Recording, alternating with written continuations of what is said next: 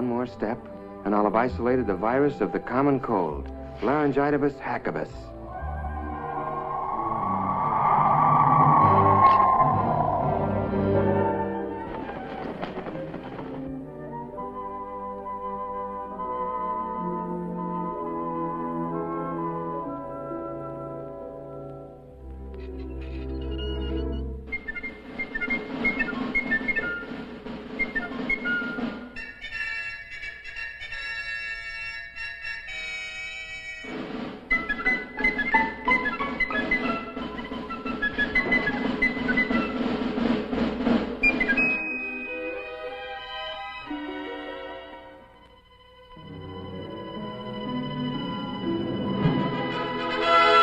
Illudium Fosdex, check. Anti-proton ballast, check.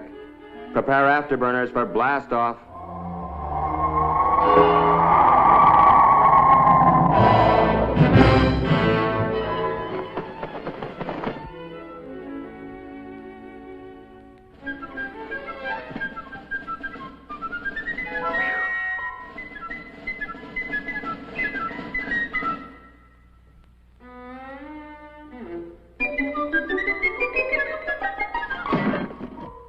The biggest problem in this job is how to keep from disturbing the parents and getting them in a tizzy.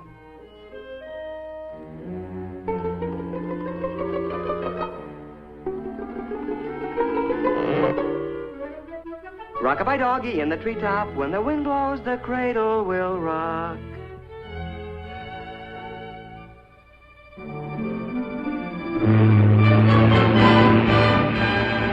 And so, after answering the $64 million question correctly, I decided to take a few trips around the world.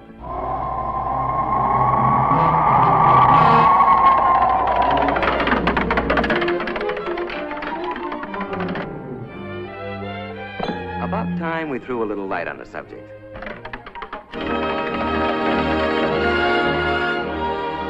First thing you gotta do is get their attention. Comfy? Have I got your attention? Okay, let's straighten out a few facts about you and the Army. Now then. Excuse me just a minute. Rock-a-bye doggy in the treetop, when the wind blows, the cradle will rock. You know, Ralphie, it's a funny thing, but every high school senior I've ever known thinks that when he gets into the service, all his buddies will look like a bunch of lower Slobovians. Of course, there's always one exception. You. Actually, they're going to be pretty much like the guys you're graduating with. Just plain old characters like Roy Robinson from Jefferson High in Portland, Oregon, Don Osgood from Page, Nebraska, Pete Willoughby, Los Angeles State College, Dick Martin from St. Peter's High in Worcester, Massachusetts. Oh, well. Nice guys who wash their teeth every day, get their hair cut regular, well, fairly regular. Just a neck trim, please. Yes, sir. Just a neck trim. Well, what do you know? There was a human being under that pelt after all. Another interesting idea held by a lot of otherwise bright high school seniors is that the Army has all the right size clothing, but that it's mainly interested in getting it on all the wrong size people. Well, nice comic book stuff. But actually, the Army's no more interested in putting you into the wrong-sized uniform than your football coach would be. And for the same reasons. It's not necessary, it's inefficient, and it's just plain sloppy.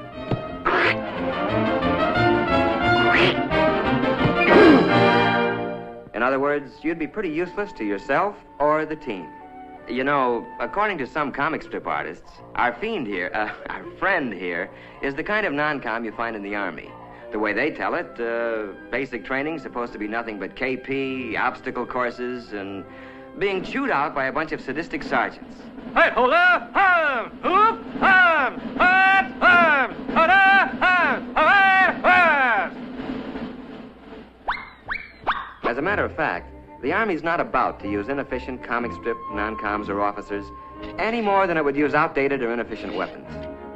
No, the non-coms you're going to get acquainted with in basic will be very capable guys, and they'll be there for just one reason.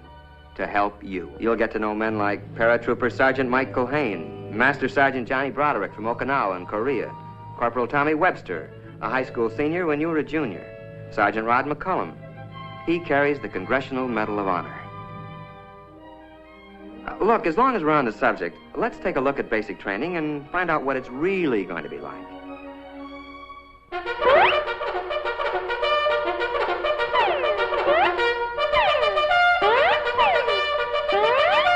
Well, you're going to learn a few things at basic. Useful things, like how to handle weapons safely and effectively. And at 700 yards, I let him have it. You're taught to use a compass, how to read a map. Very impressive stuff later to the girl of your dreams. You'll learn how to pitch a camp and how to give first aid. The sort of knowledge that other, people will respect someday. You're also going to develop muscles that'll be useful later. Some you didn't even know you had. But then, it's not a bad idea to keep in shape for recreation, like boxing, football, skiing, and other, sports.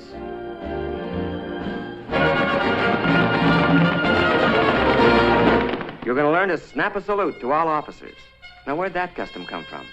Well, the way I heard it, the only way one knight could recognize another knight under those cast-iron tuxedos was to lift his visor. It's a sort of hello among military men. Then one day, you're going to suddenly realize that you're beginning to look like and act like a soldier or a man. And you'll be surprised to find that you're very proud to be serving your country in the United States Army. A short intermission. Rock-a-bye doggy in the treetop. When the wind blows, the cradle will rock. Okay, basics finished. Now what? Well, according to some comic strips, more endless months of KP, policing some forgotten post, and learning how to artistically goof off. But mainly, the rest of your Army career is supposed to be spent doing anything you're most unfit for. Humorous stuff, no doubt, but not good sense. Actually, the Army wants to send you where you'll be most useful and where you can serve the best. Where this will be is determined to a great extent by those interviews and aptitude tests you took in your first days as a recruit. So the chances are that... But wait, just a minute. Maybe you'd like to know before you start how you're going to spend your Army career. Maybe you'd like to choose the training you want and not leave it up to chance. If so, then the Army has a special deal you'll want to hear about. It's called Reserved for You. And in it, you pick the job training you want before you enlist. The Army then reserves that position in the world's finest technical schools until you complete basic training. And now, let's go back to those dreams of yours. How about laboratory work in the medical field? The Army has some of the finest laboratory facilities, technicians, and scientists in the world. Well, that's just one of 127 courses offered by the Army. How about that dream of working with rockets or atomic power? How about guided missiles? You choose it, the Army's got it. The only ticket you need to this program is one high school diploma. Sound good? Well, I can make it sound better. The whole deal is guaranteed by this letter, written to you by the Adjutant General of the United States Army. You don't sign anything until that letter is firmly in your hands. Fair enough? Let's see, adventure? Pick your branch. How about a real elite outfit? Armor. Tank Commander Phillips. Not bad. Travel? Man, you do ask the nicest questions. This is Paris, and it's no dream. It's solid, and it's yours. Ralph Phillips, USA. Sound pretty choice? Your local recruiter can fill in all the details. Today, if you like. But remember that you're going to look a lot bigger to the Army with that high school diploma under your arm. Oh, quick warning, though, Ralphie. You can only grab one of these special deals before you receive your induction notice. So why not call on the Army before the Army calls on you?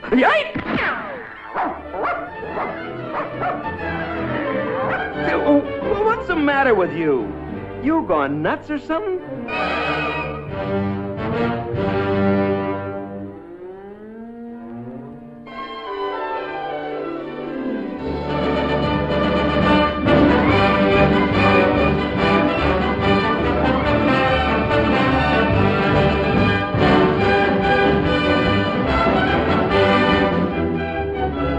Remember, it's reserved for you.